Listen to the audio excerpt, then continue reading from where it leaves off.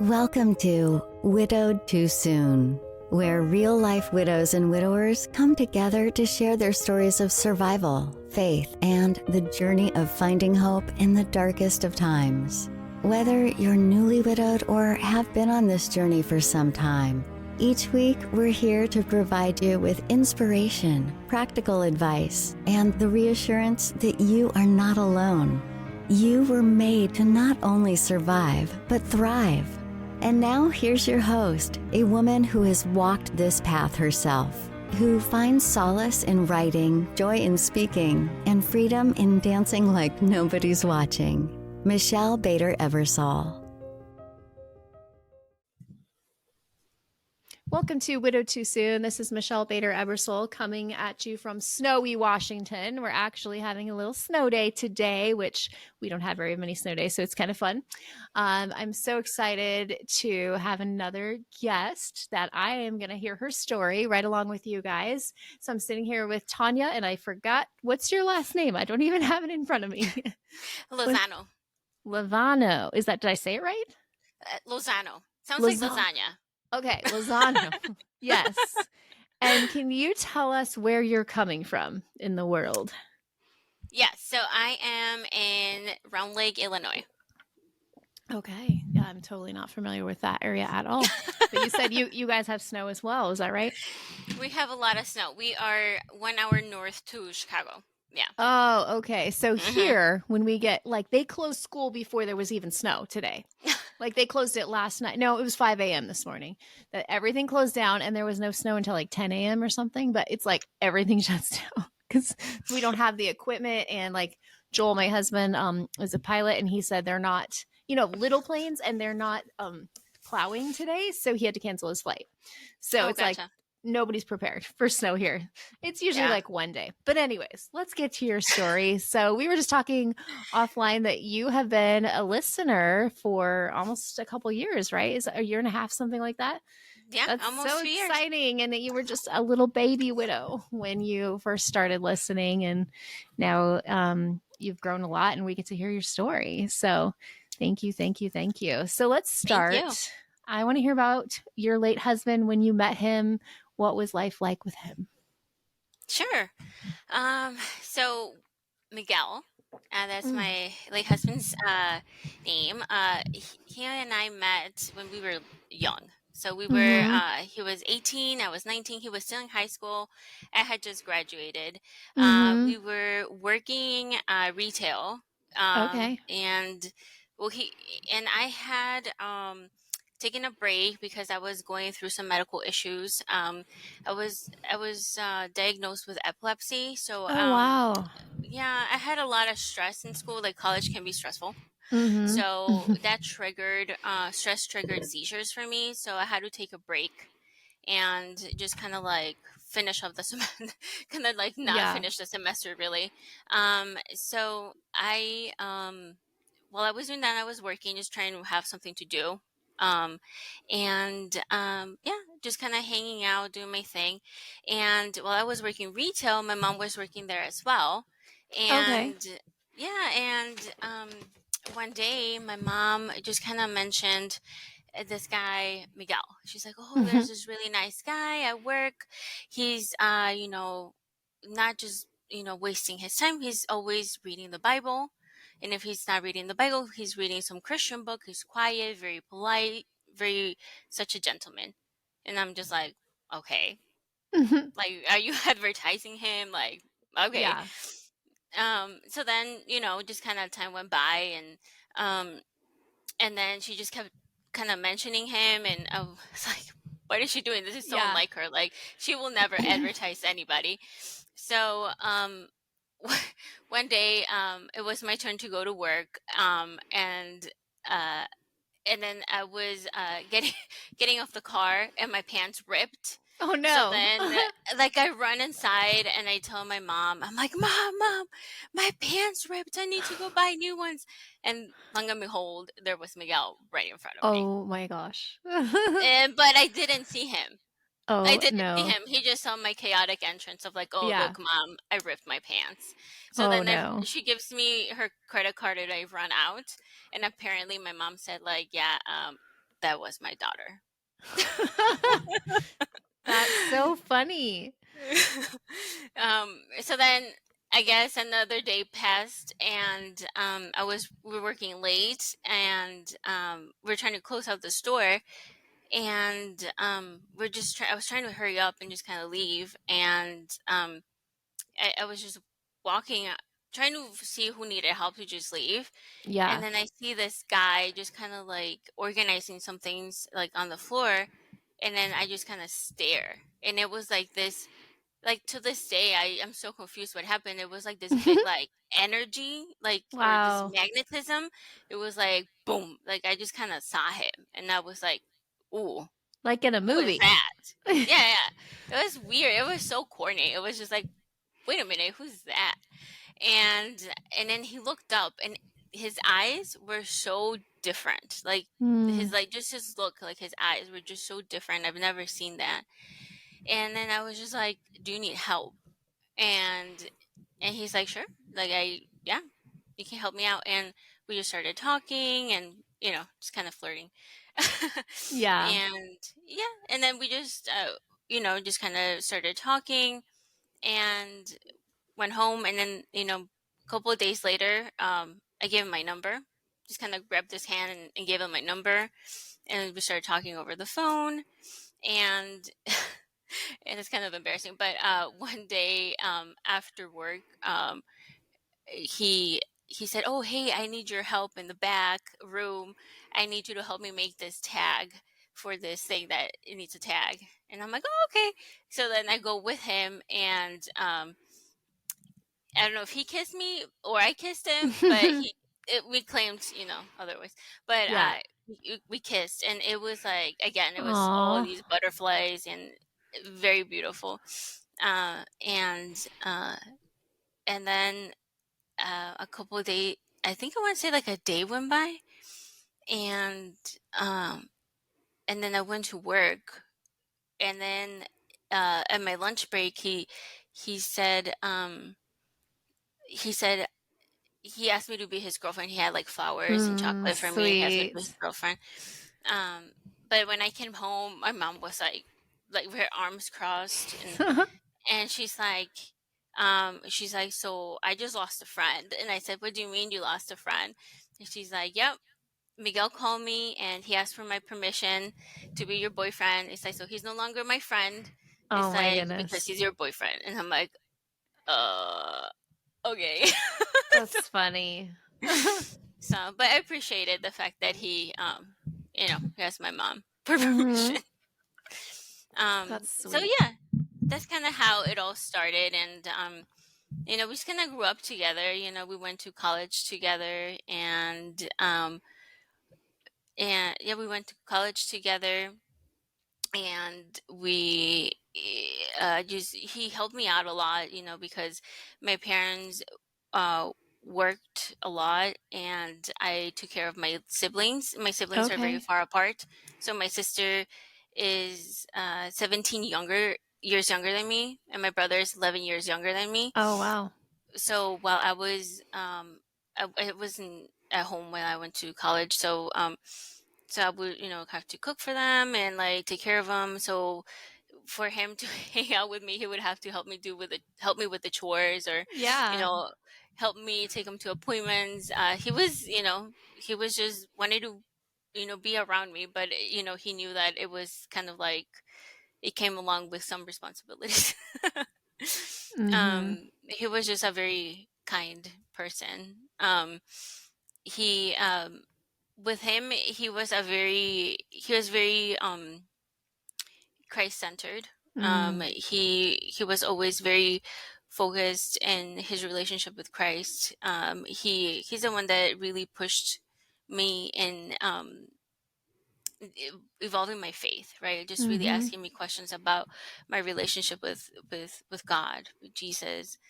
Things that at that age I didn't necessarily thought about. It was more of like my future, my goals. But it was really him, like asking me about, you know, where are you at with your relationship with God, with Jesus. Um, and um, like as the years went by, we started talking about getting married, Mm-hmm. and he popped the question like a Valentine's Day, Oh. and it was actually very funny too. He, we went to a fancy restaurant, and he was trying to propose, and as he was trying to kneel, he moved the table, but he almost knocked over the waiter to like a fountain. Oh my goodness. And then he didn't do it, but then he couldn't do it, and it was just funny. But of course, we're crying and waterworks, but it was one of the most like beautiful moments of my life as well. Mm-hmm.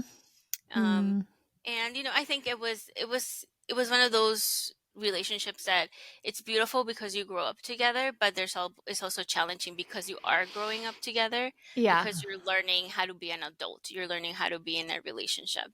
So that's the challenging part. And Mm-hmm. then also we came from similar but also different backgrounds, because I moved here from Mexico when I was 11 years old, Okay. and he was born here.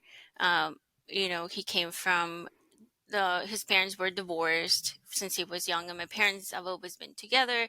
My parents are very uh, strict, especially because I had that condition, and they were very like, you can't. And I couldn't really like do much like staying out late, or like flashing lights would like affect me and cause a seizure. So they were very strict with me, and with him, he literally had no no restrictions. So Yeah. it was a lot of like contradictions, and you know, and you know, pulling shift with him. So, but Mm-hmm. we got through it, and it was a lot of just kind of trying to meet in the middle and all that. Yeah. Yeah. And then when did you get married? So here's the thing: we had to wait because Mm-hmm. um, once I graduated college, um, I I was able to get a job in corporate, and this job was quite demanding in the sense that I was traveling about 80% of the time. Whoa, that's a lot. And so I'm living here in Round Lake, Mm-hmm. and my job was in downtown Chicago.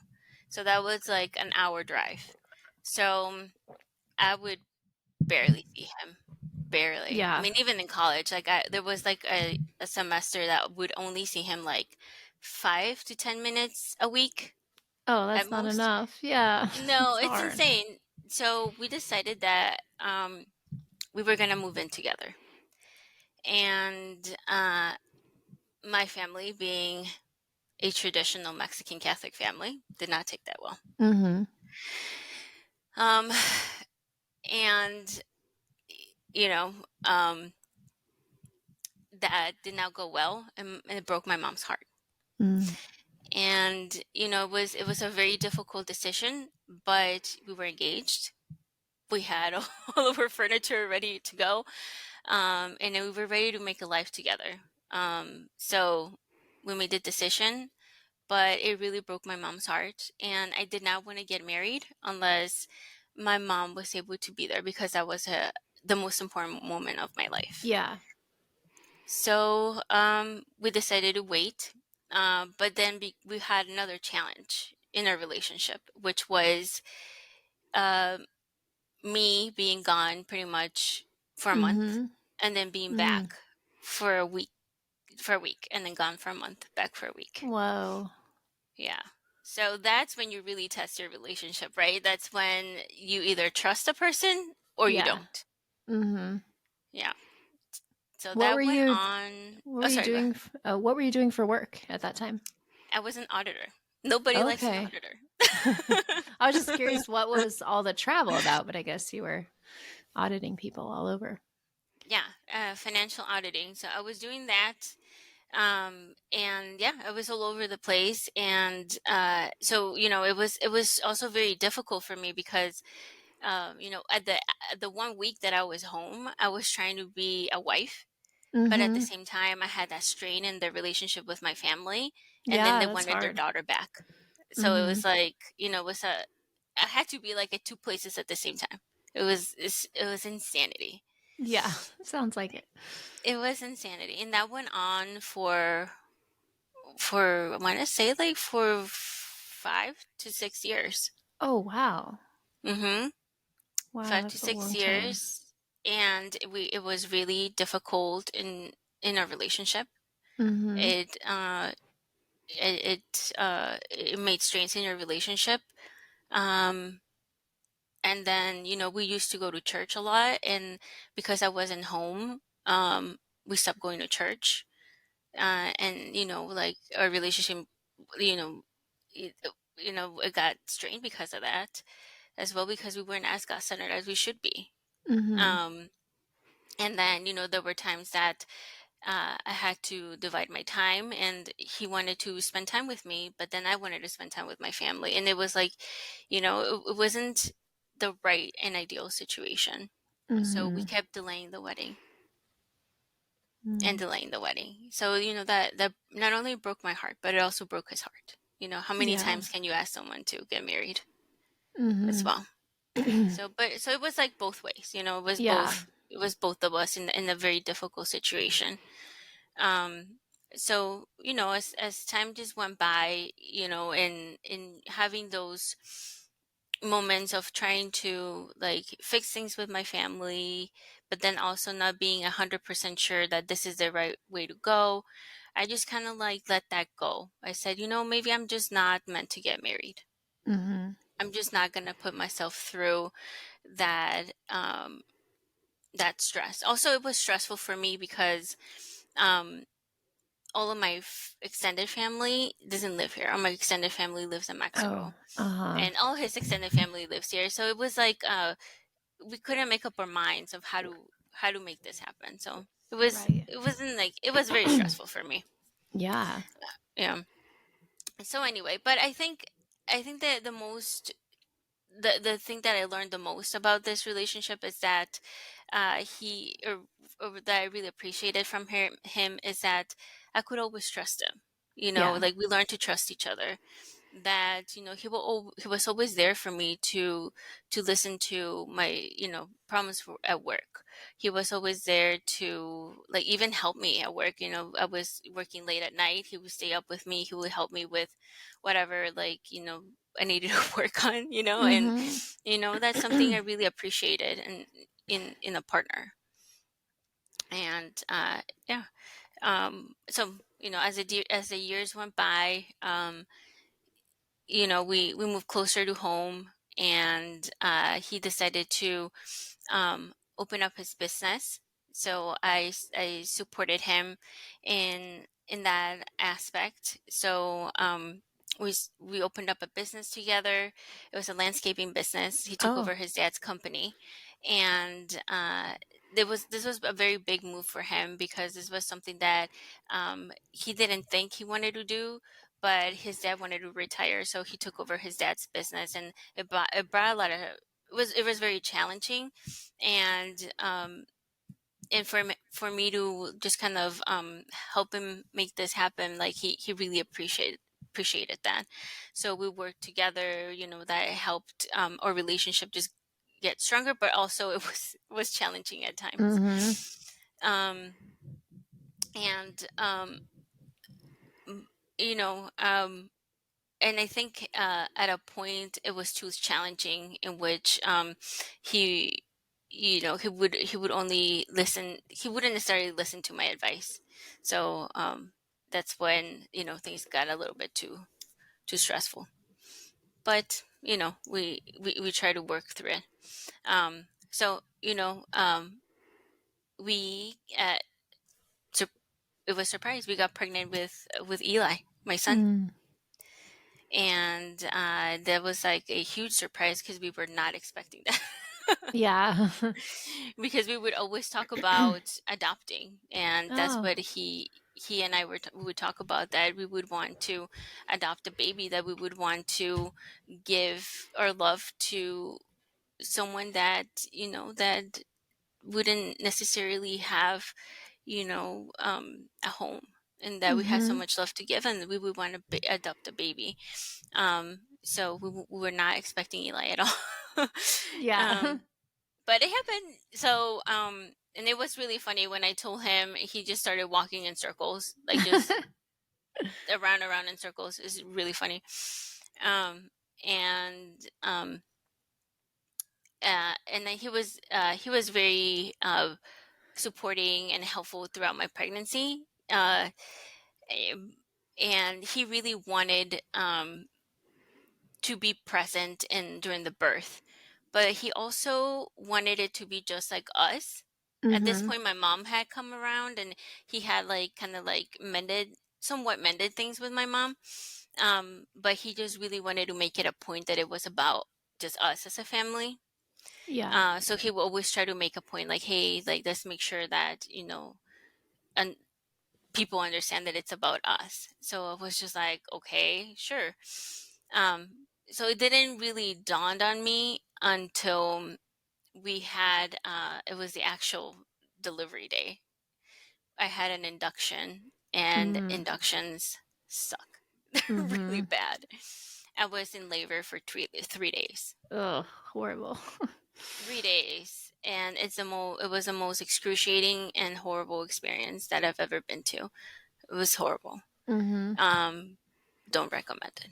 Mm-hmm. Uh, don't recommend it. Yeah. But yeah. Well, I was in the giving, and during labor, there was an argument about Eli's name. You know Mm-hmm. what we were gonna name Eli? He was not having it. My mom was like suggesting a name, and he just wasn't having it, and he walked away from the hospital. Um, it was just like, it was a very like territorial type of Mm-hmm. situation. So that definitely stressed me out. It wasn't the right time to have that conversation. Yeah. But especially when I was in so much pain. So we finally were able to push Eli out after 3 days and 4 hours Wow. of pushing. It's a lot. Yeah, it was a lot. And as soon as Eli was born, they gave us his diagnosis. He had a Down syndrome diagnosis, Mm. and we did not know. And I saw him as soon as they pulled him out. I saw him, and I knew. Mm-hmm. But Miguel just lost it, Mm. completely lost it. He didn't know what it meant. To me, it made no difference. I was just like, okay, Yeah. so what? That's my son. Yeah. But he just lost it, and and I was so like drugged because I had morphine in me. I had so many things in me. It was very difficult. At this point I realized that Eli being born was truly a miracle, Mm-hmm. because we pushing for 4 hours was very very very hard for him. So I understand it was totally God's miracle. Um, and So what happened next is that he had a lot of complications. He had a heart murmur. He was his aspirating liquid. So when I would try to feed him, the liquid would go to his lungs. Oh, wow. His thyroid was not working. So usually your thyroid levels are like between 1 and 4. His was Mm-hmm. at 300. Whoa. Mm-hmm. Wow. Um, and some other things I don't fully remember, but we were in the NICU for a month. And and on top of that, we were arguing over the situation with my mom over the name situation, and my hormones were all over the place, and I Yeah. just fell into the postpartum depression. Mm-hmm. Yeah, I was a mess, and I think I almost got a seizure during that time too. Oh, wow. Yeah. So I think that's when in the NICU I gave my son to God. Mm-hmm. I just gave my son to God, and you know, I said I love him so much, but you gave him to me. Yeah. And at this point, I love him so much that I'd rather you take him home than for him to live a life that is a very low quality, because he's my baby, but he's your son first. And I believe Miguel did the same thing. Mm-hmm. And he told me so. So, and I told him, I said, but if you allow me to keep my son, then I will be the best mom for him. So Wow. thank God he listened to my prayers. So here we are with Eli and 5 years old, kindergarten, very spicy. Very spicy. That's a good way. Very spicy. Yes, he is. So, like it was great. Just kind of overcoming all that. Thankfully we had, I want to say like 2 years, of, it was really rough. I mean, it was when we took Eli out of the hospital, he had like an NG tube, so he was eating through his nose. Mm-hmm. So it was, at night you had to plug in the pump, and then thicken it, and then just kind of like pump the milk through, burp Mm-hmm. them. That was really hard. But Miguel was great. I mean, he would really he helped me through like staying up at night, taking care of Eli. He really wanted to be involved. And, I really appreciate that. He just really was in love with Eli. Mm-hmm. It was amazing to see. And he would always, just tell me that he, it was like beyond words, like the love he felt Right. for him. And he would also tell me that, um, that that he wanted to give all the love he could, uh, to Eli, Mm-hmm. or kind of like that. Um, so I think that was great. And then also, kind of, we went through COVID, and during COVID we had a lot of the therapies for Eli as well. So Miguel was very involved in giving online therapies, um, and so that was very helpful. My mom was also extremely helpful because she, while either of us were working, my mom was the one that would help us with the therapies for Eli. So uh, that was challenging, but we got through it. So Yeah. that was great. Yeah. Yeah. So you Uh, already had a lot of challenges before what you're about to tell us, I'm sure, about when things changed for you. So did you get married anytime in there? I just want to make sure I'm keeping up with the correct story. No. no, no. Okay. Yeah. No, we did not. So during this time, we had, we also got into an argument because my mom cut his bangs. Because it was like not having it. He's like, she shouldn't be cutting his bangs, but like he got really angry at me, and I got really aggravated because I said, the woman watches him like Yeah. 10 hours a day, 12 hours a day.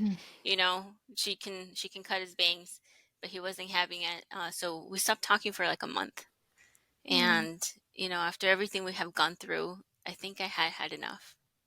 I said Mm-hmm. we had hit like, I was like, after everything we've been through, I think this is it for me. And, and, I came up to him and I said, this is it for me. I think we need to just split up, because this is, I'm not going to have a relationship with, um, just not talking to my partner for a whole month. Right. And he just, he got very emotional, and he told me that he had a really big lawsuit that came through his way. And, whatever I had just said just went out the window. And I just Mm. said, forget it. We're going to get through this. And I'm here for you. And to me, it was like he was everything to me. Like he's my best friend, and he was my rock. It was everything to me. Yeah. So if he needed help, like I was there with him. Like I was, he's my business partner. He was everything. So Yeah. I said, whatever, we had a stupid argument and we're gonna get over it, and this is bigger, I have to be there for him. And he apologized, and he said that he understood that his attitude was in a inappropriate, and he understood that the reason he was acting that way was because he was really far away from God, and that Mm. he needed to go back to church, and that was the only way he was gonna be able to change. And that, so we got through the lawsuit, and we started looking for a church, to be able to just kind of go back to Mhm. where we wanted to be, just more God-centered. um so as the time went by, he started coughing a lot. He Mm. started to just cough, and I just said, Miguel, you have to go to the doctor, you have to go to the doctor. And then he just like, yeah, I'll go to the doctor. But he never wanted to go to the doctor. He was one of those people that just like toughed it out. Yep. Men, they don't like to Most go to the men. doctor. Yes. Hmm. Yeah. Yeah. So then the cough got so bad to the point that he couldn't even have a conversation. He just couldn't finish a sentence. And I just told him, I said, this is the doctor. This is your appointment. You're going. I'm like, I don't want to hear it anymore. Yeah. And so then he's like, okay, fine, I'll go.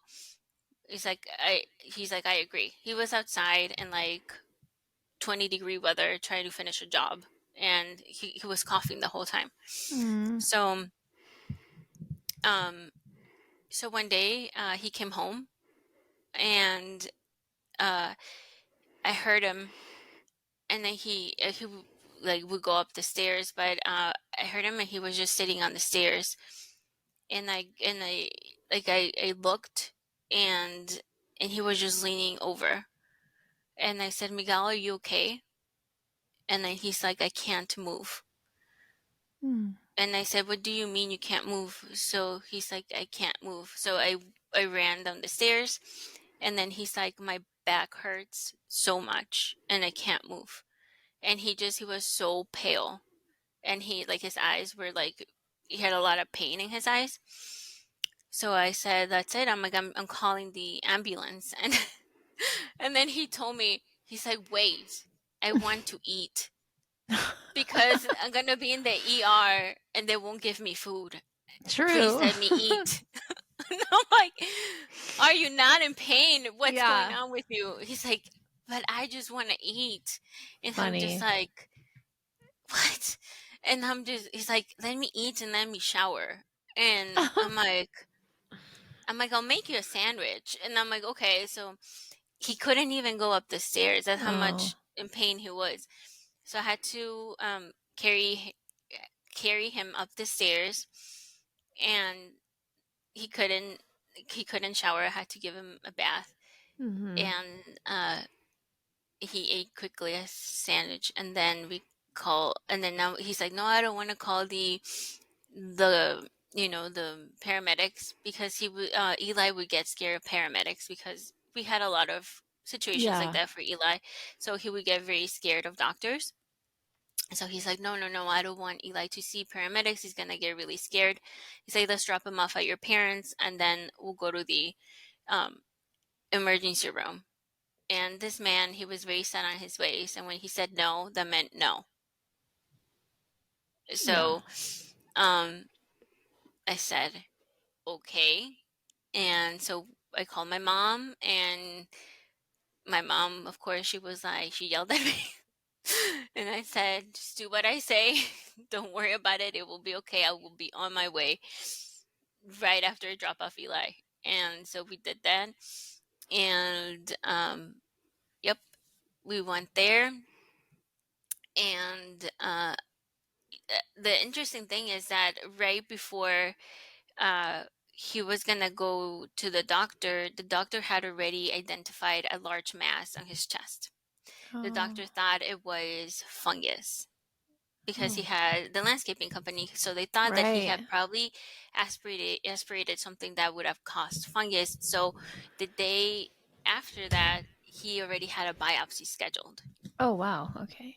Yeah. So they took him in, and we went to the emergency room, and the oncologist came, and he said, you have stage 3. testicular cancer. Oh, wow. And then I was just like, what does that mean?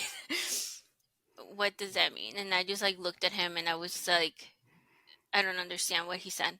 And then he just said, he's like, I have cancer. And I was like, and I just like looked at the doctor, and then he just handed us like a bunch of papers, and I was just like, okay. I'm like, is he gonna be okay? And then he's like, yeah, it's treatable. He's like, I have that. He told us that he worked for the doctor that treated Lance Armstrong, the cyclist, Yeah. in Indianapolis, and that he was his, he part of his team, and he was gonna get in contact with him and blah blah blah. And he was gonna start treatment like ASAP because these things were big. So we started that day. And chemo started, and chemo was very rough. Very, very rough. It was, and they warned us. They told us that this was one of the hardest chemos out there. And he said, whatever it takes. And he went through with it. It was, I think it's one of the, and I think everybody experiences that, it's one of the hardest things to just watch like the person you love go through one of like the hard, just pretty much like, and take poison. Yep. It's really hard. Yes. Really, really hard. So you're just like, what do you do? Like, how do you help? And I said, what do you want me to tell your family? And he said, he's very protective of his family. So he wanted me, we scheduled a call the day he started chemo with the doctor and the translator, and I pretty much conferenced his whole family. He has 6 brothers and sisters, so it was like Wow. his 6 brothers and sisters, his parents, and explaining, his diagnosis and his treatment. Yep. And yep. And so that was very hard. I don't know if they fully grasped the severity of it. Yeah. I don't know if they did, but it's that was I didn't know how else to approach it, but in a very like, this is what factual, standpoint. So that was 2 years of treatments. Yeah. And ups and downs, markers going up and down. And one of the harder treatments was during COVID. We went to Indianapolis to see this doctor, and he had a couple of things done. He had bone marrow transplant. Oh, wow. Yeah, so we have they pull your Yeah. I think it's like they pull your blood, right? I believe. And then they pretty much like cleanse it and they put it back. Yes, I've heard it's painful from what It's painful. other people have told me. Yeah. And it leaves you with like 0 immunity, like a little tiny baby. Yeah. So, and then after that, after he gained immunity back, then we would start chemo. Okay. Yeah. So double the pain. In between that, he got an infection, so he had to get surgery. The challenge was that I was still working, so I would work quarter end finance at the bedside. Thank God for my parents. My parents came with me. Oh, that's good.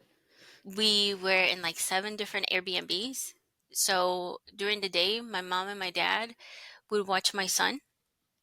I would be in the hospital working bedside next to Miguel, and then I would just come home and be with Eli. Yep, it was challenging. It was tough, but we did it. Again, it was just really hard watching him just go through with it. And I think throughout the 2 years, what was really challenging for me, it was that I felt a huge responsibility for this human being. Signing waivers of resuscitation, Right. um, and having to make decisions when he was Mm-hmm. unconscious, treatment decisions. It was a huge responsibility on my shoulders. I also I was very limited to what I could tell his family because that's what he wanted. Till this Right. day, they ask me, um, did he know he was gonna pass? Did he know how much time he had? Because he was very, um, he was very protective of him, and he would only tell them so much, Yeah. Mm. and I couldn't break that vow. I could only like do what he would want me to do, and he would read my text to them. Yeah. Yeah, and be Mm. like, you can only tell them this, you can only tell them that. So Mm-hmm. Well, it must have that been still, so hard balancing all of that, working and being at the hospital and your son, and um, I'm sure it was hard on Eli too. Not being at home and just not being in consistent routine and just all of it. exactly. It's a really hard time, and I can so relate watching the person that you love just dying. Like it is the Exactly. most horrible thing that you can imagine, Yeah. and just watching them go from like strong and healthy to dying, Yeah. and The man that it's protects you, right? right, Too. yeah, Someone that's so vulnerable. Yeah. And and they don't want to be vulnerable in front of no. you. And that's the Yeah. part. I mean, Luke would hate it if he couldn't do something he would normally do for me or like fix something, or he would cry. He would get so frustrated like I want to do this. And I'm like it's okay. And then physically as he got weaker and couldn't do things, it's just it's heartbreaking. It's Yeah. so awful. So tell us kind of like how his journey ended. What was that like? Yeah. Just going back to, before I Yeah. get to that, but to your point, like I remember, towards the end of his journey, I remember that we got like the air in the tire was low, Mm. and he would use a cane, and Mm-hmm. or we would use a wheelchair or a cane, but mainly the wheelchair. And then I remember that we stopped at the gas station to put air in the tire, and it was raining. So then I got off to do it, and he pulled my hand, and he's like, "Stop, I'll do it." And I was like, "No, Mm. I'll do it." And he's like, "Stop it." He's like, "I do these things, remember?" Mm-hmm. He's He like, "I wanted do these to. things." Mm-hmm. He's like, "I can still do it. Stop it, you're my wife." And he did it. And I was just like Mm. crying. I was just Yeah. like, and it's like, it's crazy because I always thought I was I was this independent woman, and I didn't need anybody, and I could do everything. And then I told my mom, I was like, I never once carried a grocery bag. I never Mm. once opened my door. It's like I never once changed the oil. I never once put like air in my tire. Like, Right. this man did it all for me. I was like a princess. Are Mm-hmm. you kidding me? This is Mm-hmm. everything he did. I didn't pay bills. He did it all for me. Right. And here is me in my little world thinking I am so independent. Right. It's Yeah. crazy. It's crazy. But, you Mm-hmm. know, that's the little things. That's how they show love. It's crazy. Yeah, um so he did really well at one point. He went through the keto diet, Mm-hmm. which was insane. Like, okay, Yeah. I think I stopped eating lettuce for like a whole year, after he passed. But we did the keto diet. We did it Yeah. together, and he did really well. The markers just Mm-hmm. like, went really well. But we did that. But it came back. Fortunately, he went through surgery as well. They removed some tumors that had shrunk. They removed them. But they had told us, they're like, for testicular cancer, it present for the younger folks, it presents in the chest or in the brain. So it's like, if it's not in the brain, you're gonna be great, blah blah blah. Well, it did. It presented in the brain. Mm. And when it came to the brain, he started losing mobility on his left side. So that's when the challenge started, because like I mentioned, he was very he was very he didn't want to share much about his journey. He didn't want to worry his family or his friends. And also, he didn't accept care unless it was from me. Mm. So that was the other challenge, that I had responsibility on caring for him, not just Eli, but him. So when the cancer presented in his brain and he lost mobility, I had to really help him with that. And he started having seizures as well. And it was very challenging, having to call the paramedics, and all these things. And I remember the last time we went to the oncologist, when he just pretty much said goodbye to us. He just said, "There's nothing we can do. Right.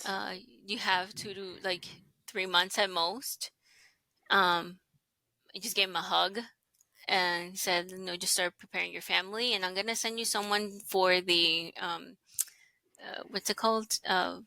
Is it For this hospice or for the palliative care? hospice, yeah, for Hospice. hospice.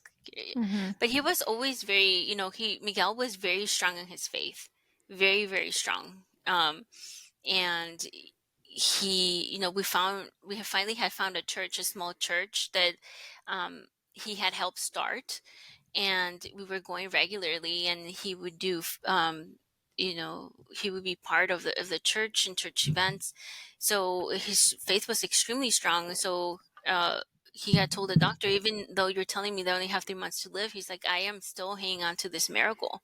Yeah. And the doctor was like, I know you're saying that, but this is what I'm like, these are the facts, right? And Miguel was like, okay, whatever. He's like, I have my faith.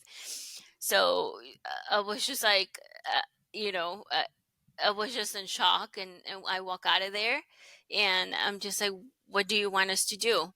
And he's like, number one, don't tell my family. I'm like, yeah, okay, know that.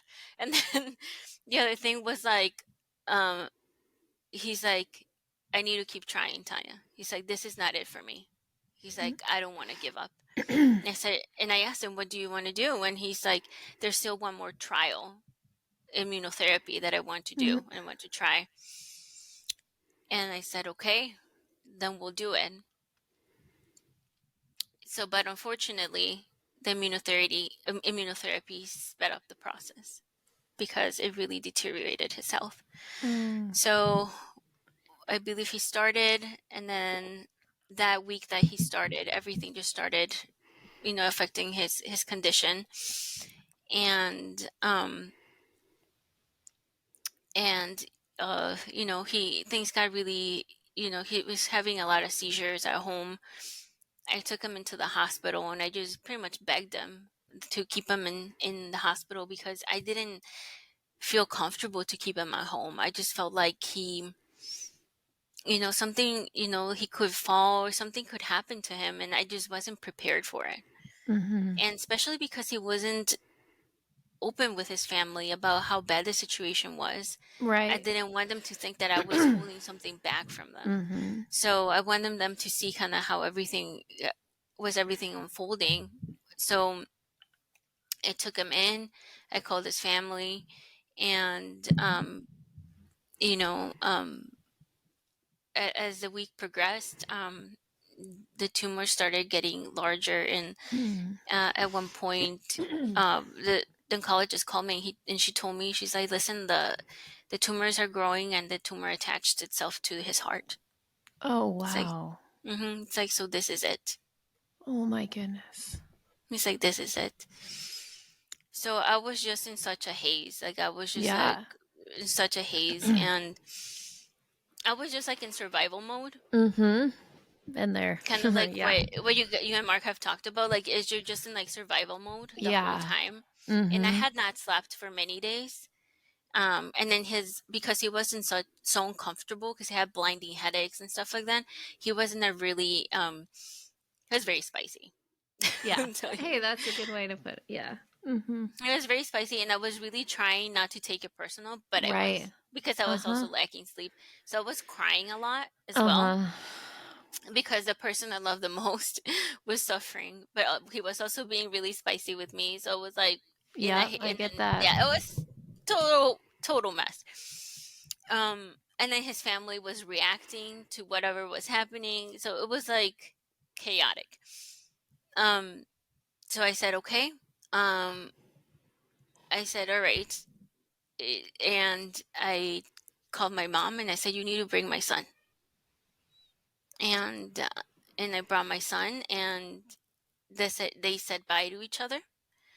It was very briefly, but they said bye to each other. He kissed him, and I'm very glad I did that.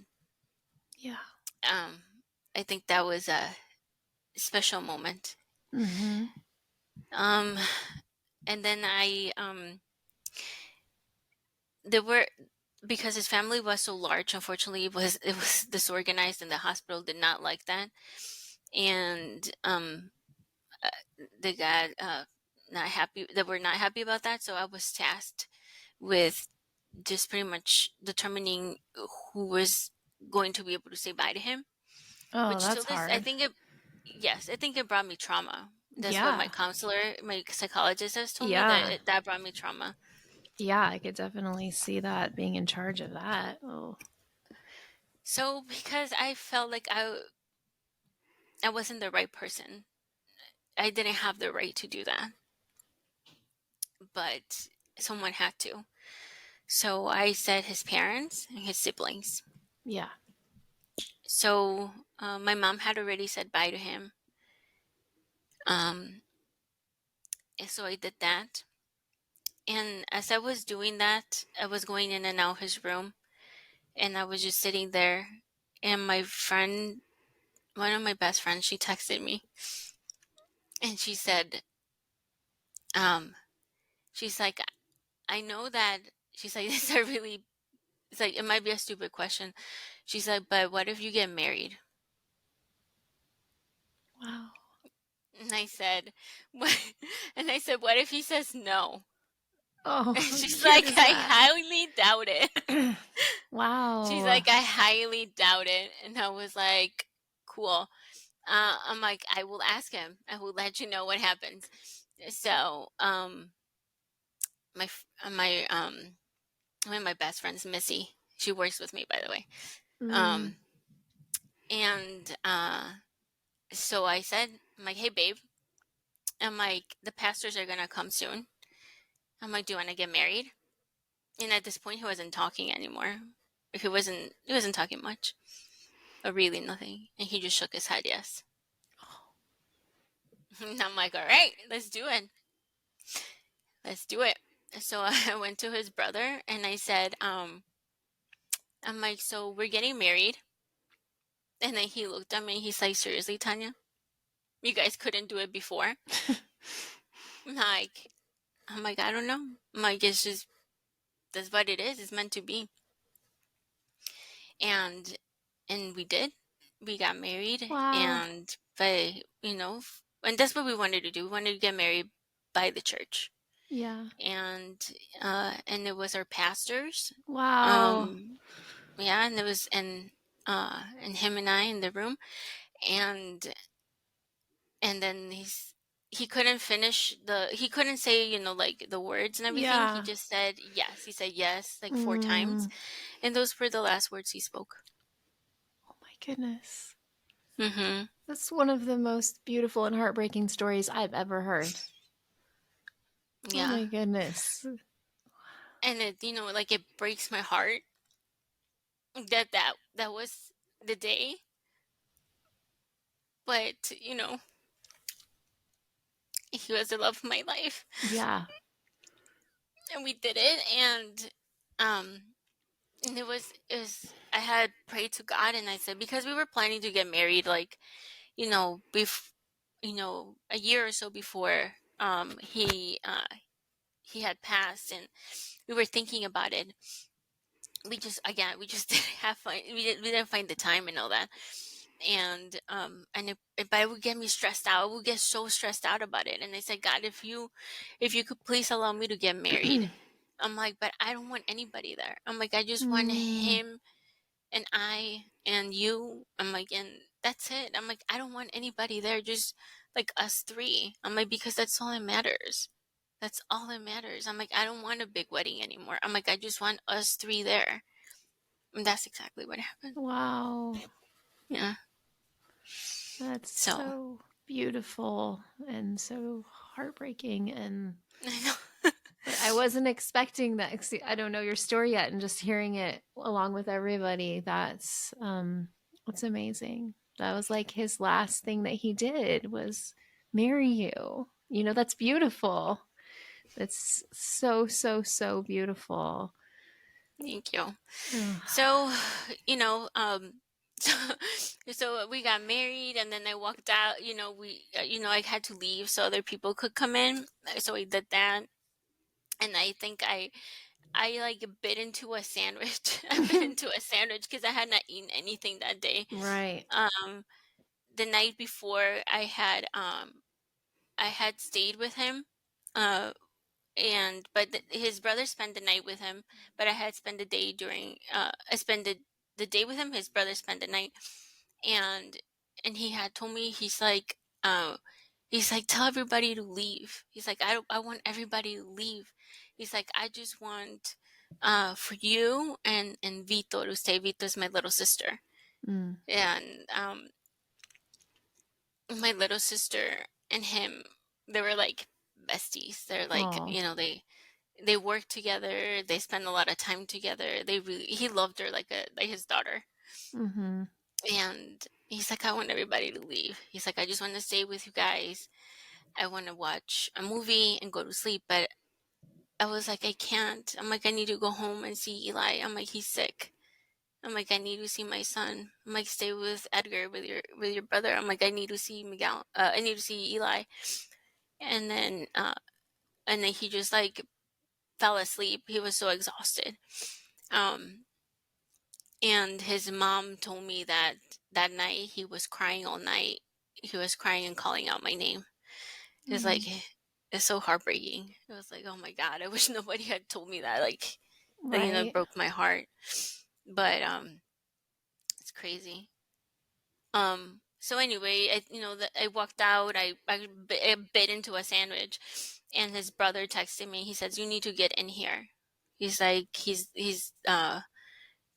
kind of like time. He said like time's ticking, or time's running out, and he at that point in time, I had seen him have 2 strokes Mm. before that, but then at that point in time he had a couple heart attacks. Um and he had a couple heart attacks, like a stroke, and he was just really fighting. He was really fighting for his life. It was really traumatizing watching that. I had never experienced death, like ever. Like no one close to me. This was the first time I've ever experienced death. So I think that's why it has caused trauma, because I've never seen that, Mm-hmm. especially someone so close. And then he finally left. He passed. He took his like last breath, and then I fainted. Oh, wow. I just like fainted. Oh. Thankfully, God had taken care of me, and um I didn't have a seizure. Like God has taken care of me so much that I did not have a seizure. Like thank God. Um, but yeah, I just finally like collapsed. But I came back, and like I saw him there, and I said, I just thought you were going to heal him. Mm-hmm. I thought you were going to heal him. And but it was like, okay. So what I did is I just like took all these like, the cables off of him. Just took them off. I took him off, and I just laid next to him and I hugged him, because this whole time I wanted to hug him so hard, and I kissed him. And then my mom came in, and my dad came in. No, my dad came in, then my mom came in. And I think what was special too is that his mom was there when he passed, and his brother was there when he passed. I think it was important and special that they were there. And yeah, and we had to leave after that, but yeah, I stayed with him until it didn't feel like him anymore, but at least I was there hugging him and kissing him and telling him how much I loved him. Yeah. And how proud I was of everything that he went through. Right. Mm-hmm. It's something unexplainable to see the soul of someone you love leave, and then to see their body without their soul. It's so different. Like, it's so, Yeah. like, they're gone. Like, it's so different, Yeah. and it's especially like I had never experienced that either. And it's, you can't put it Changes into you. words. Yeah. And I actually read this book one time that said, I believe it's called Anxiety, the Forgotten Stage of Grief, that talks about if you witnessed a death, your anxiety goes way up. And I was like, I totally Oh, yeah. experienced that. Yeah, And I for real. thought I was dying all the time for like 6 months, and just went through like Uh-huh. massive anxiety, which you can probably relate to. And Yeah. it's so difficult. So tell us, like, what were those first, I don't know, few days, weeks, like, what was it like? And how did you talk to Eli about it? Did he understand? Like, what was that like too? The first few days, like, I was also in such a haze, um, because I was so tired and exhausted Yeah. from, taking care of him. So I was in such a haze. I was so out of it. My muscle mass depleted significantly Wow. because I had not eaten well. Like, I had not eaten well. I was kind of malnourished, really. Mm. I had developed anemia as well. Oh, wow.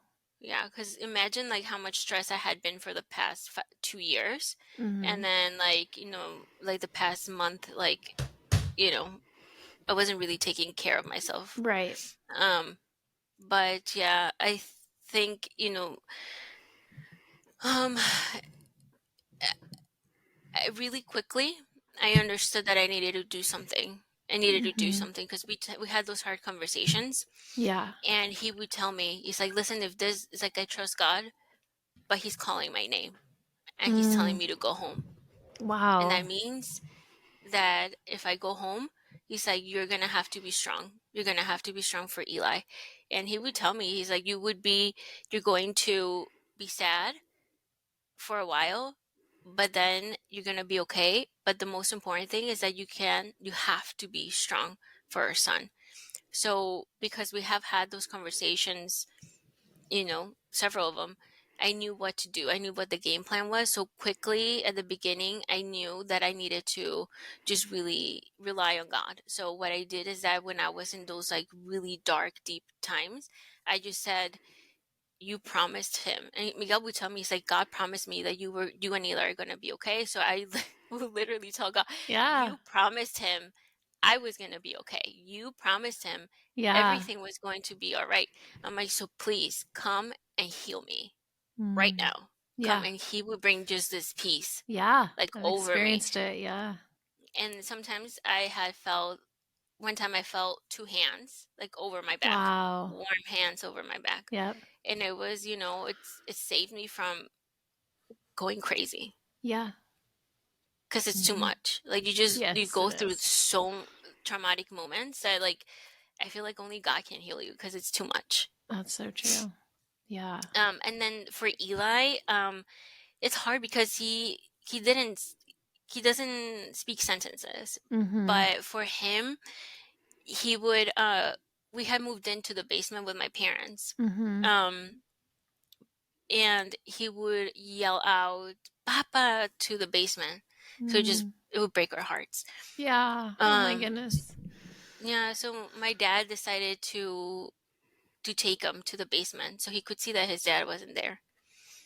And then he said that he would just run around the basement to see if he was around. Oh. Then anybody that would look like his dad, he would just like jump on them and try to hug them. Wow. So you could see that he was looking for him. Yeah. So we started talking about looking at videos, and that would tell him dad is in heaven, he's with God. We have a song that we sing to his dad, and we blow kisses to heaven. Oh, that's sweet. So that's kind of, I try to, Yeah, you that's know, good. talk to him about it, and sometimes he doesn't want to. Sometimes he has a blanket with his dad's pictures, and sometimes he doesn't want to, and he gets angry and he throws the blanket. Yeah. And I have to respect that, because Yeah. I would think in his little age, his little heart, he might be angry that his dad's not here. He's processing grief in his own way. Exactly. Yeah. That's so hard. So you lived with your parents and you started, God met you in those deep ways. When did life start? It's never normal again.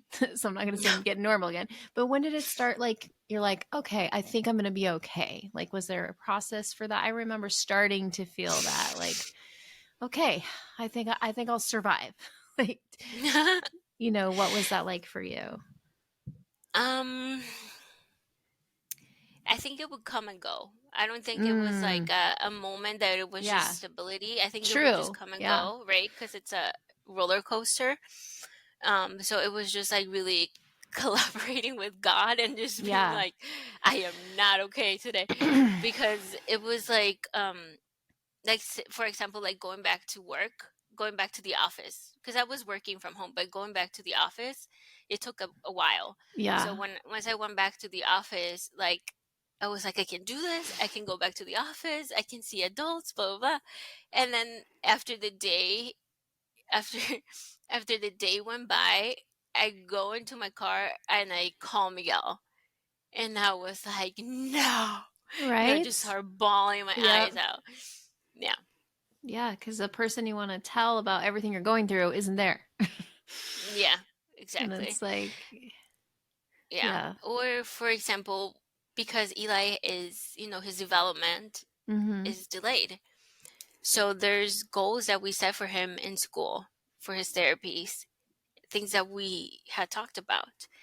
So, for example, for him, it's like stepping onto a platform with no help, just on his own. I saw it happen, and I was like, oh my God. And I'm just like, he's not here. Right. Yes. He's not here. And I just start bawling. Or who do I call? Who cares? Like, who's going to understand? Oh, yeah. That my child just achieved this and is going to care as much as I, Yeah. I think that's something I still struggle with. Even though I'm remarried, Joel's great, all that, but I miss, like, nobody loves your child as much as the other parent that they came from. Like, nobody will love them as much. I feel like my kids' grandparents are, pretty close there, but nobody loves. And so I still struggle with that, with all the big moments with my kids. You're going to experience that, for the rest of your life, watching Eli do all these things and being like, oh, I wish Miguel was here to share this with. And I like to believe, and you've probably heard this on the podcast, that God lets our loved ones see the happy moments. And I believe that he saw that. And he was like, yes, and cheering him on. And, I like to believe that he's been there at my kids' graduations and all the things. And that God lets them see that because he's a loving God. Yes, they can't see sadness. So I believe, and you've probably heard me say it, it's like these sunglasses that they put on that blocks all the sadness, and all they can see when they look, at the earth is the good stuff.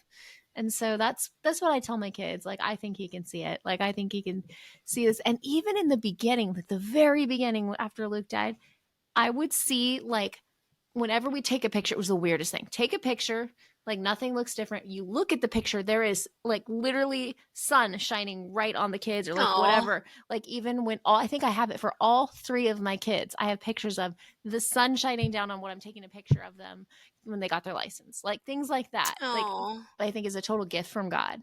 And it's he's amazing. Like, yeah, he sees it, Anyway, so I understand, those are called secondary losses, all these losses that come afterwards, like the hopes for your future and everything with your kids. And it's like, those are the moments that are just so difficult, especially in the beginning.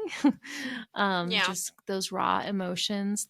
Were there any verses or songs or things that helped you through your hard times? Yeah. I think one that really like helped me throughout this whole like, his process of like battling cancer. Now it's Ephesians 3:18 through 19, is God's endless love. Mm.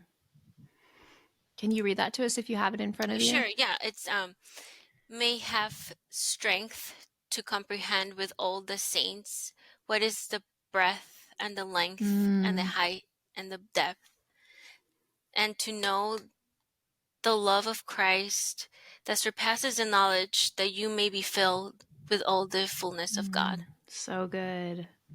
Yeah. Like It's we real. can't comprehend how big and how amazing his love is. And we heard that in a preaching Mm. when we were in church, and was crying, and they turn around, and so was Miguel. It's just like his eyes are full of tears, and it's like I needed to hear that. I needed to hear Yeah. he loves us, and he's there. And I put that in his tombstone too. Oh, that's beautiful. I love Mhm. that. And what has been the most challenging thing about being widowed? Um, I think short term for me, it has been like the changes in the interactions with friends and family. Mm. You don't expect them because everybody has a different reaction to grief and Right. death. Mm-hmm. But definitely the changes in those relationships and interactions. Uh, maybe you expect someone to react a certain way, and they don't, Yeah. and so that might disappoint you. So Mm-hmm. yeah, Yeah. yeah, I had to let go of some of that. Like, I think what was hardest for me, and I still struggle with it sometimes, is like important days, like death anniversary and our anniversary. Like, people don't remember. They don't remember the day. And the more years that go by, they don't remember.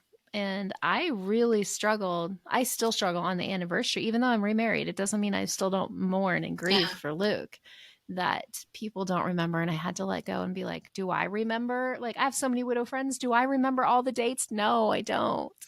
But to give people grace and try to listen to people's hearts and not their words, because there's a lot of dumb words. We have a couple episodes about that. So, people say Yeah, the yeah, I dumbest listened to things. those. Yeah, Yeah. I think that sometimes also is that grief makes people uncomfortable, Yes. and that you have to realize that what we went through is really intense, Yeah. and that people are scared to face that, or to like Mm-hmm. put that intensity in front of them, so they just kind of avoid it, Mm-hmm. and that's it. But that's okay. I mean, Yeah. that's fine. Yeah, it is. Exactly. And what advice do you have for new widows?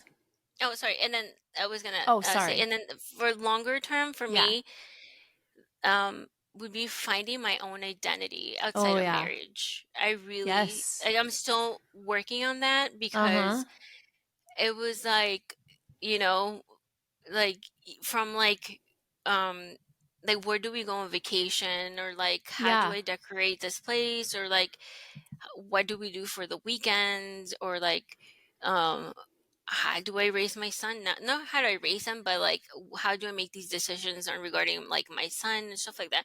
Like Mm-hmm. finding your identity outside of the marriage is so hard, especially in like the Hispanic culture. Mm. um I think it's a little bit more tough, because you adhere so much to your spouse, culturally speaking. So like just disintegrating from that is super, super hard. Yeah. Because, and especially because it took me so long to just be like, oh no, I can't do this because he's gonna get mad. Mm-hmm. It's so hard. It was like it went on for a long time. Mm-hmm. And Yeah. I was like, wait a minute. It doesn't matter. I will be Right. okay. Yeah. Yeah, Yeah. exactly. I actually found some freedom in the kind of when you said, oh, you won't get mad. Like I found freedom in I can do whatever I want. Like, not that I would ever Mhm. choose for this to happen, but I do remember there was a period of time when I was like, oh, nobody's going to get mad if I spend this money. Nobody's going to get upset about it. And I was like, that's kind of cool. Like, it was a weird, I remember the day I had that thought. Like, I wouldn't ever choose this, but I can kind of do what I want. And, anyways, that's something I went through Yeah, yeah, no, same. for a little bit. So, yeah, going back to the other question, what advice would you give to a new baby widow? I think, like, right off the bat, just eat, sleep, take your vitamins, like So good. Yeah. B12, Mm-hmm. magnesium when, you need to, especially like, you have just like crying attacks, like Yes. magnesium helps to like calm down. Yes, it's so Um, good. or like ashwagandha for me when Mm. I started going back to work, even though I was working like from home, like I just had like, I was crying, like I was literally working and crying. So Mm-hmm. I would take the ashwagandha, but it wouldn't make me sleepy. I would still have energy, but I would calm Yeah, down. Or I that's had good. anxiety where I couldn't breathe, so the ashwagandha helped me too. Yeah. So tell Hmm. us what is your life like today? Like, are you're back to work? Like, what is your day to day life like now? So yeah, I work, you know, m- Monday to Friday. So I have, I'm back to work, um, and hang out with Eli after work. Yeah. I've taken some dance classes, so I Oh, take fun. flamenco classes in the weekend. So fun. Yeah, and I love that. That's something that I would do before Miguel when I was young, and I always wanted to get back to it, but like life got in the way. So Mm-hmm. finally, and he would tell me like, I wish you could go back. You dance so beautiful, and finally, like it's like God put it in front of me because it's like 15 minutes from my house, Nice. and and usually they're downtown Chicago, so this was like God sent, really. um so I do that, and then I'm also still involved in church. Mm-hmm. So actually leading the worship this weekend. Mm. um I could have So never cool. dreamt of doing that. So I'm Yeah. leading worship this weekend with my little sister, which is Oh, it's also something I beautiful. would have never dreamed. And I hope I'm making him proud. And my son is front and center dancing as we're doing worship Oh, I every single love Sunday. that. That's so beautiful. Yeah, he loves to dance. So he's like right front and center, just like That's dancing. so amazing. So you Yeah. have found your joy again. You have your moments of grief, like we all do, but you found your joy again. You're going out and doing things that you enjoy, like the dancing, you're doing worship team, and it's amazing. That's what I love seeing. That's why I love doing these episodes, because I want to give those new baby widows, or any widows, hope for the future if they're not there yet, Absolutely. that they can There get is hope. there as well. What are your thoughts on dating again? Is that something you're open to? Well, it was an evolution. It started Mm-hmm. with like an absolutely not. Right. He's the only man for me. Right. Um, and it went, and then it transitioned to like, I need a break. Like I Mm-hmm. just need a break from having a husband. Yeah. And then at this point, I know that God will put the right man in my life. Yes. Yes. It is a challenge, and only He knows who is the right man, Yeah. because I come with a package. So Yep. Yep. Yep. We all do. yes. So, but Miguel told me, he said, you deserve to be happy, and I want you to be happy. I want you to Wow. remarry. He told me this like twice, and I told him, stop talking, you're crazy, and I left crying. But he had this selfless love, and I just like, Yeah. I can't understand how, like, with everything that was happening inside of him, he still truly meant what he said. Yeah. Like that's true love. um so it was like, okay, and I think God will make that happen at Yeah. the right time. I Yes, am he not will. gonna worry about it. But what Perfect.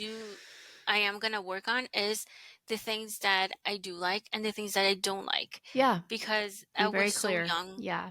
when I started my relationship that now I am older and I have a baby that Mm-hmm. I need to prioritize as well. So, Yeah, I love that. I always say, let mhm. God write your love story, and that's the most beautiful way that it can come. And I Mhm. love that, that's where you're at. And I know in the very beginning, and I think probably everyone's like this. I'm like, no way. I don't ever want to date anyone. And then also they're like, oh, I'm enjoying just being single. I went through that too, Yeah. And then it was the right timing when Joel and I met again. But everyone has their own stories. And for those listening, if you don't ever want to get remarried, that's okay too. Like it's Yeah. totally fine. And I also think it's a gift that Miguel had that conversation with you. I've heard of widows who their husband said the opposite thing. Please don't ever get remarried. And then they feel it's so hard to get released.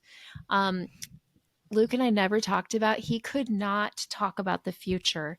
Like when I tried to get him to make videos for the kids and he's like, I can't do it. What am I going to say? Sorry, I'm dead. I can't do this. I'm like, okay. So we never talked Right. about me getting remarried, anything like that. And so I didn't have him saying no, but I didn't have him saying yes. And so it was like a hard struggle in my head for a while. But what I came to, because he sometimes like, I don't know. It's hard. Like he was kind of jealous. I wouldn't say jealous. He just didn't really like me talking to people of the opposite sex. So it was hard for me to imagine him being okay with me dating. Right. So I had a really hard time. And then where I came to is in his perfect state where he is now in heaven, he would be all for it.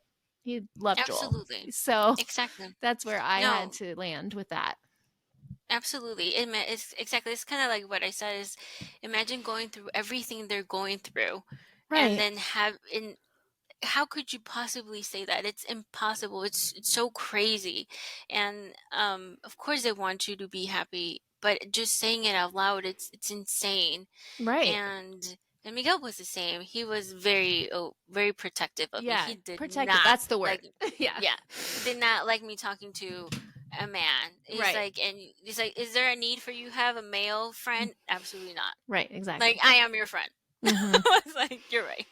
Yeah. That's Yeah. what it was, and I understand that. But I think also as a widow, having that chastity of Mm-hmm. being single, Mm-hmm. it's important. Yeah. It's really important because it brings you closer to God, and that's kind Yes. of what I am at this point. Is that I am Jesus's bride. I am Yes. So his great. completely. And Yep. because I am giving myself completely to him, he covers so many areas of my life. He brings me so much joy, so much love that I don't need anything. I am happy. And that's when people tell me, like, oh, you should find somebody, you're not always going to be young, blah, blah, blah, blah, blah. And I'm like, I don't need to because Mm-hmm. Jesus covers that for me. Yeah. He is my strength. He is my joy.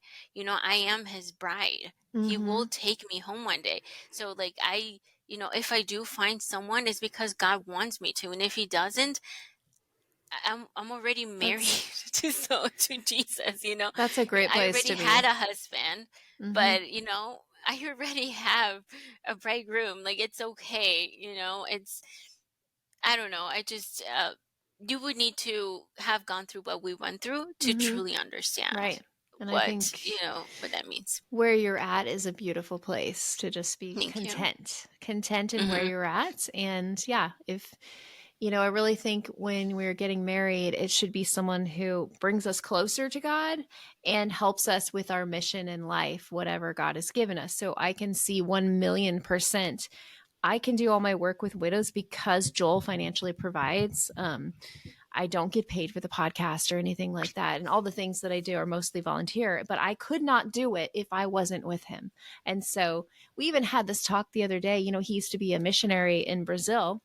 And he said the other day, Oh he's wow. like, yeah, he's like, I feel like we are affecting more lives now. I'm affecting more lives now, like through you and through your Oh ministry wow. than I Yeah. ever did as a missionary. And I was like, whoa, that's true. That's Like, amazing. so he complements my life in the mission of what God has given me to do. And so I think that's really important. And it takes a special man to love a widow, to get Absolutely. to Yes. not only like he listens, like he'll ask questions. He wants to know who Luke was and all the things. And he listens. Like, for example, I had a crazy dream last night that I was in the hospital with Luke. I haven't had a dream about Luke in a long time. Like I was laying on the hospital bed with him, which is what we used to do back in our 20s when he was sick. And they were taking his blood sugar and they were like, it's 900, which I think is actually impossible. The highest I remember him having was like 600 or something. And he was dying Wow. in this dream that I had last night. Oh And I my was God. able to tell Joel about it. And he just listens, and he's there for That's me, beautiful. to be able to talk to me. And anyways, so my point is, like, when the right man comes into your life, he's going to add to it, not subtract. He's going to add to your life. He is going to add to Eli's life, and he's going Right. to, help you towards your goals in the future. And I love where you're at right now, just totally content, because I work with a lot of widows. I see all kinds of people, some who are like so wanting that relationship, and then some that are at peace, some that don't want it. And so you're right where you're supposed to be. And I think that's where God Oh, wants us, just content in thank you. where we're at and finding joy. So people are always like, well, you're joyful because of Joel. Like, not everybody, but mostly on TikTok with the haters. And I'm like, no, it came from Jesus first. Like, Exactly. I had to be healed first and be able to find joy outside of Joel. And so that's where it's from. It's not from a man. Our joy does not come Exactly. from a man, and our identity doesn't Exactly. come from a man, and all of that. And you do go through this process after you're widowed where you completely have to find your identity again. And Mm-hmm. it's a hard process. Like, a lot of people go It through is. kind of a crazy time and like, who am I? And like, I don't even know. Mhm. And so it's beautiful to see where you're at, and you've really Thank you. found your place. I really love hearing your story. It's beautiful. It's Thank you. inspiring. I Yeah, go wanted to ahead. tell you one. It's a little bit of a Yeah. testimony. Yes, please. Um. So when we started going out, it was her first Valentine's Day. Um. Miguel called my mom, and he asked her for he asked her for permission to So bring cute. me a present. Aw. So he went to my room and he left me a present.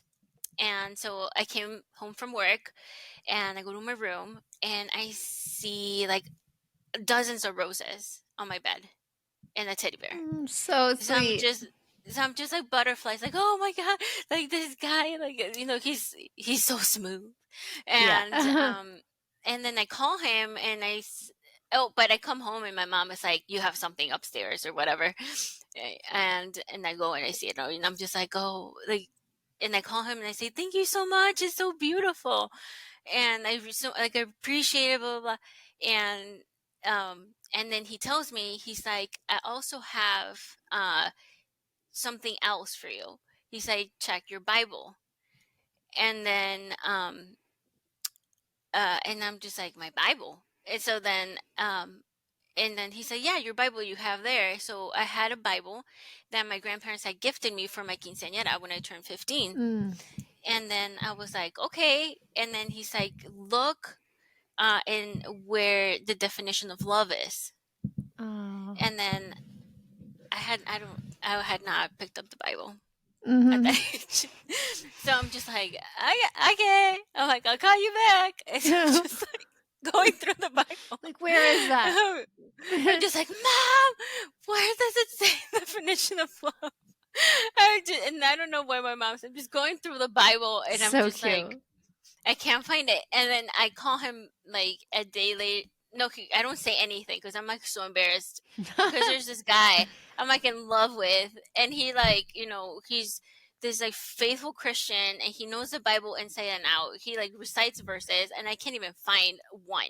So I'm just like, oh, so embarrassing. So then he is like, "Did you find it?" And I'm like, "No, I'm still looking for it." And then he's like, I'll give you more time. So I'm still like going through it. I can't find it. And then he's like, I'm like, can you give me a clue? And he's like, look in Corinthians. Mm-hmm. And I'm just like, okay. And then I go through Corinthians and I'm just like, and I'm looking through the index and Corinthians and I can't find it. And I just like, and then he asked me again, he's like, did you find it? I'm like, I can't find it. And Mm-hmm. then he's like, forget it. Just forget it. So then, even like years later, like a couple years later, he's like, did you even find it? Ever find it? And I'm just like, no. And he's like, forget it. Just one day you'll find it. Okay. So years go by. He passed. I'm listening to this preaching, and the preacher is saying, Jesus loves you. And he said, Jesus loves you so much that, he gives his life for you. And he's like, and his love is so deep that he will never leave you. He's like, and if you want to understand how much love, like God and Jesus love you, go to Corinthians 2, learn the definition of love. Mm-hmm. And boom, boom, boom, everything, all those like visions of came back. And I'm just like, wait, what? So then I go to my office. I have the Bible. I open it to Corinthians. Was it like 3? Mm-hmm. One, I forget, 3, whatever. Yeah. So then I open it, and there's a rose petal. Oh my goodness. Mm-hmm. Is Like love is so I can't. love is patient, love is Love is kind. patient, kind. It does not boast. Yes. Yep. That verse. And you had a rose there that you'd never seen. Never seen. It was That's that amazing. rose. That's so beautiful. Yeah. And as I'm reading it, I look up. As I look up, I see all the pictures of him and I and Eli, and then I get this thought in my head, and he says, God tells me, he's like, I gave you true love. I gave you true love. I blessed you with true love. Yeah. He's like, and this is what I blessed you with true love. And then I saw, my wedding certificate. It's like, and you guys made it. It's like, this is the love of Christ, and this is how much I love you all. Oh, so beautiful. And then I remembered that the day of his funeral, my godmothers, they gifted me a little frame with the same passage. He's like, I was there. Yeah. He's like, I was there. You were not alone.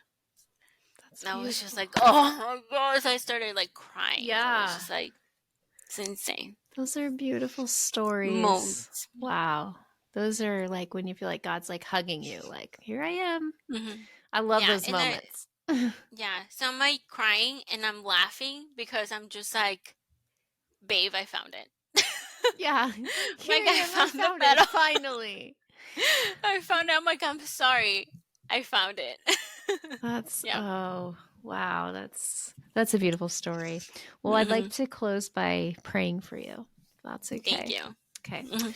God, I just thank you so much for Tania. Thank you for her beautiful, beautiful story. Thank you that we can see you woven into the whole thing. Thank you for the gift of the rose and the verses and just all the ways that you've worked in her life through the heartbreak. I pray continued peace over her and Eli. I pray for continued joy. I thank you that she's found her joy again through you. Thank you for her contentment in her singleness. But I pray, if it's your will in the future, you will bring the right man at the right time, and she'll continue to just be at peace where she's at right now. I just thank you so much for her bravery to be here today and to share with the world all that you've done for her. And I just pray for everyone in the audience today that you will cover them with the peace that passes all understanding. And if they have not found joy in you, that they will find it. And that you say, when we seek you with our whole heart, we'll find you. And so I just pray for those who are seeking you today, with their whole heart, that they will find you. And I just thank you for the beauty of technology to be able to be all different places and share these stories. And we just thank you for all you've done. Amen. Amen. Well, if you like this Thank podcast, give it a little bing, 5 stars on Apple Podcast, wherever you listen. You've probably heard this a million times. Probably it's so weird, like sitting here hearing me saying it instead of just like listening. It's awesome. Yeah. Anyways, what are the other things? If you would like to be a guest, please fill out the form that is in the show notes. A couple other things. Oh, were you trying to say something? No. Oh, yes, like you. So this is super exciting. I love giving an update on this. And by the time this comes out, there'll be even more. So my nonprofit Widow Goals is growing like crazy. So we were originally just here in Washington, the Vancouver area. And then 5 people decided they would start their meetings. They're not meetings, they're get-togethers, right?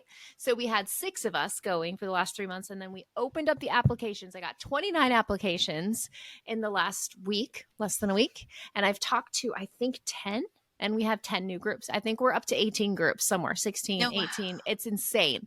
In fact, I think you'd be awesome at it too. We can talk about that later if that'd be something you want to do, because all it is being in charge of once a month getting widows together and a Facebook page. It's not crazy like 11,000 people. It's like usually like 20 people on the Facebook page. And so we're getting people together. And so I've been going through these applications, doing Zoom calls with all these widows, and every one of them is amazing. I'm like, wow, it's like God is putting together this army of amazing women, and you don't have to be a Christian to lead it, but it seems like they all are so far that I've talked to.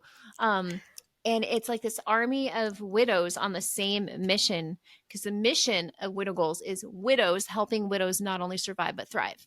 And so we're on this mission. So if you as the listener are interested, there is an application.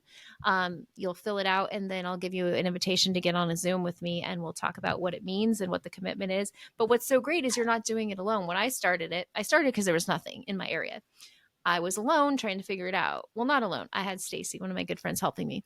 But I didn't have like a team of people, or I didn't have a system. Well, in the Facebook page, we actually have 5 training videos that they share exactly what to do. Step 1, step 2, step 3.